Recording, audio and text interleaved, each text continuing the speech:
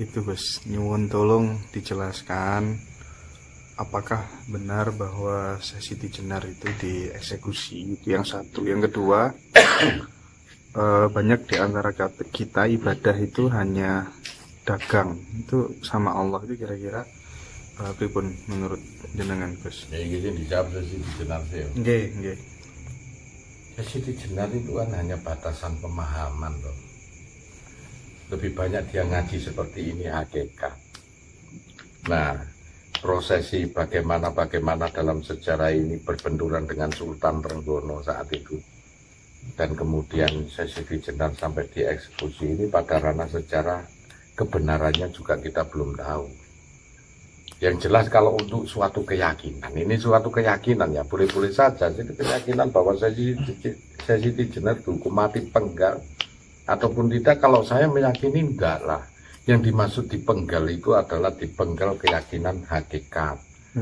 Nah begitu keyakinan hakikat, karena sangat mudah lah ajaran Siti Jenar secara hakikat. Dan pada saat itu pengajian Siti Jenar itu merebak hingga mengalahkan para wali-wali, hingga dikhawatirkan membunuh syariat itu sendiri. Itu sih, kita berpikiran positif aja lah, jangan sampai mengadu-adu antara Siti Jenar dengan Sunan Kudus dan lain sebagainya, nggak oleh. Iya toh? Dengan pada batas penalarannya.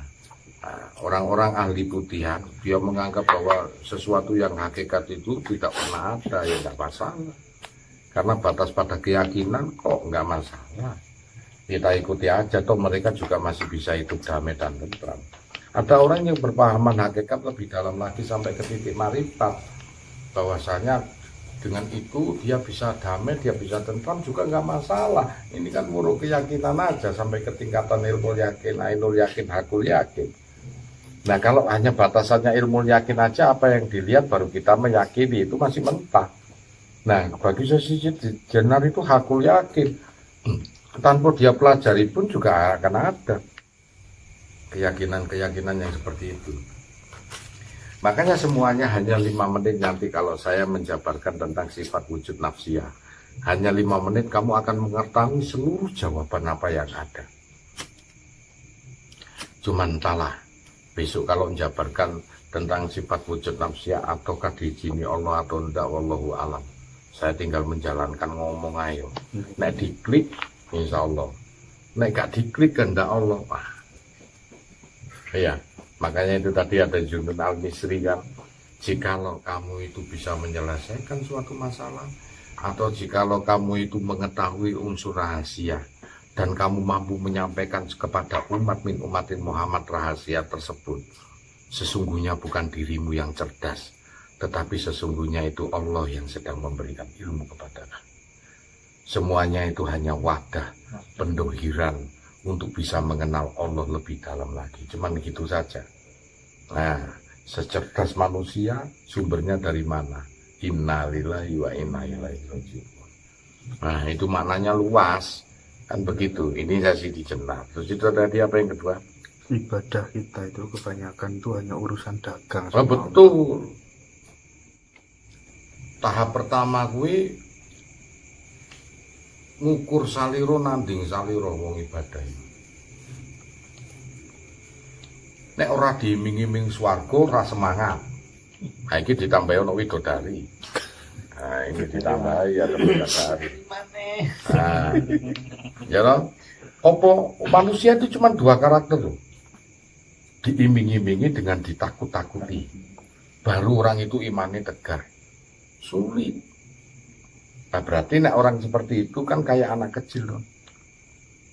Anak kecil kalau dikasih tahu yang sebenarnya, membangkang dia. Jangan kamu lari-lari di situ, nanti kalau jatuh sakit di balara. Ya kan? Oh, penasaran malah melayu. Itu anak kecil. Tapi beda, kamu jangan lari ke situ, jangan jalan ke situ. Kenapa, Pak? Di situ ada hantu. Setan. Iya Pak, ditakuti dia nggak akan ke situ, selamanya nggak akan ke situ. Atau diiming-imingi, kamu jangan ke situ. Pokoknya kalau dalam sehari kamu nggak ke situ aja nanti diberikan papa es krim. Wah, apa kesukaannya dia? Iya, berarti ada orang dalam ibadah masih memperhitungkan dagang. Ibadah ya arek cilik, anak kecil. Ya, mestinya kesadaran dalam ibadah itu, ketulusan, keikhlasan. Nah, untuk bisa mencapai ketulusan dan keikhlasan, diri kita harus punya wadah kaweruh. Apa itu? Pengalaman ritual hidup kamu untuk bisa mengenal Allah. Dan hingga mencapai suatu titik yang semestinya saya ibadah ini ikhlas. Makanya kalau sisi belajar makrifat di sini, ya hakikat bahwasanya kalau kalian itu mengetahui sumber siapa yang kalian sembah, maka dengan sendirinya kamu akan melaksanakan ibadah itu dengan tulus dan ikhlas. Di situ ridho Allah. Nah, kalau ibadah tanpa didasari ilmu, wal amalin bigorin ilmi, dolalin sadid, maka itu sesat yang nyata. Al ilmi bigorin amalin. Kalau tahu ilmunya tanpa diamalkan, dosa besar. Tapi begitu tahu ilmunya tanpa diamalkan, dosa besar. Begitu kita ngamalkan tapi tidak tahu ilmunya, sesat yang nyata. Kau pikir Allah bisa disogok? Sedangkan kamu ibadah hanya memperhitungkan pahala. Nah, seperti dagang itu tadi, untung berapa? Ganjarane nang masjid 17 ya guru mlakune. Iwak-iwak ndongakno, wadah. Kon kebacut. Loh. Bacut. Oksigen ini kalau beli di rumah sakit 200.000 paling murah. Itu pun kalau kamu hirup terus itu 2 jam habis. Loh, sedino 24 jam kira-kira berapa yang kamu keluarkan kocekmu? Lah kon pitung iku lho ibadah. Daya, sholatmu, hidup dan matimu, sholatmu ini, ibadah sholatmu ini tidak bisa membawa kamu ke surga. Ingat dalilnya, inna sholata tanha 'anil fahsya'i wal munkar. Sesungguhnya sholat itu mencegah diri dari perbuatan keji dan mungkar. Keji dan mungkar ini durasi dunia hanya untuk memperbaiki akhlak. Nang akhirat itu gak ono keji dan mungkar. Jadi sholatmu jikalau benar itu hanya untuk nempui kenikmatan, mengganti kenikmatan yang diberikan oleh Allah rupa kesehatan, panjang umur dan lain sebagainya di dunia ini. Karena dalil itu nanti yang bisa membawa ke akhirat, innal ladzina amanu wa amilus sholihat wa tawassaw bil haqq wa tawassaw bis sabr. Siapa yang bisa membawa nang akhirat itu? Karena kita rugi. Apa yang bisa membawa kita ke akhirat? Orang yang memang iman dan mengerjakan amalan yang soleh. Watawassaw bil haqqi, yang mengerti saling mewasiati tentang kebenaran sejati hakikat. Watawassaw bis sabr, dan mengerti tentang sifat kesabaran. Hal ikhwal. Lu sabar itu hal ikhwal, sebab lu sabar ora meneng tok iku sabar, iku konyol. Akon meneng tok berarti gak usah kerja meneng tok sugih, ngono iku jenenge konyol. Sabar itu dari hal ikhwal. Bagaimana dia bisa menyelesaikan permasalahan dengan bijak, maka disebut sabar. Masih perang bisa dikatakan sabar. Aku membunuh bisa dikatakan sabar. Saat membunuh kon diperangi, kemudian kamu melawan diri kan, mempertahankan diri, tiba-tiba kamu bisa membunuh dia, termasuk orang yang sabar. Sehingga sabar karena masih merangi. Jadi sabar itu adalah mengenai hal ikhwal dalam sesuatu kehidupan dan kejadian. Itu sabar. Dia bisa menyikapi suatu kehidupan, itu sabar. Bayangkan, sholatmu aja tidak bisa membawa kamu ke surga akhirat. Karena inna sholata tanha 'anil fahsya'i wal munkar. Sesungguhnya sholat itu hanya mencegah diri dari perbuatan keji dan mungkar. Hanya. Zikirmu mana? Puasamu mana? Sedekahmu mana? Kaweruh tauhidmu mana? Lihat, Allah menyatakan yang aku hisab pertama kali adalah sholat. Pertama loh, yang kedua. Nah, orang pertama mesti orang yang kedua, Cak. Lah, Kon njaluk sing pertama tok terus mlebu swarga ngono gendeng kok. Sedangkan sing pertama wae kocar-kacir kon tahajud wae angkot. Oh iya. Pertama iki. Salat gak gablek kok salat to ta sing genah. Ben dadi wong apik ngono. Salat. Disiplin diri awake. Subuh sadurunge iku salat-salat ngono kuwi budal nang masjid. Loh, ora usah dikongkon mikir, dikon budal abote gak karu-karuan. Dan ini kongkon mikir marifat caca. Niki kon budal abote gak karu-karuan. Nah, ini ingat bahwa durasi sholat itu hanya untuk mengganti kenikmatan yang diberikan Allah di dunia ini berupa kesehatan, panjang umur, jodoh, rezekiku diganti dengan sholat.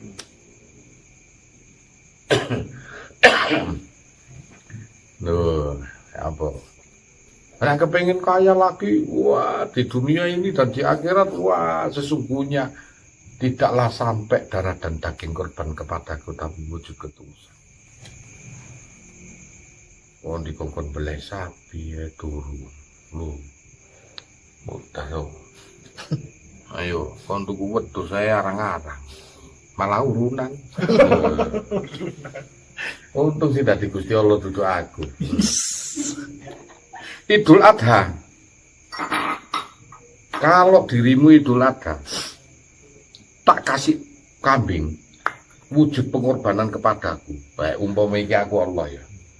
Maka tangan kirimu kumatikan, kulumpuhkan. Jikalau 2 kali Idul Adha setelah akhir balik kamu tidak juga beli kambing, tangan kananmu kulumpuhkan. Nek 3 tahun lagi kaki kananmu, 4 tahun jangkep, 5 tahun kamu kuambil. Kira-kira gak golek utangan gak? Kira-kira golek utangan gak untuk beli kambing?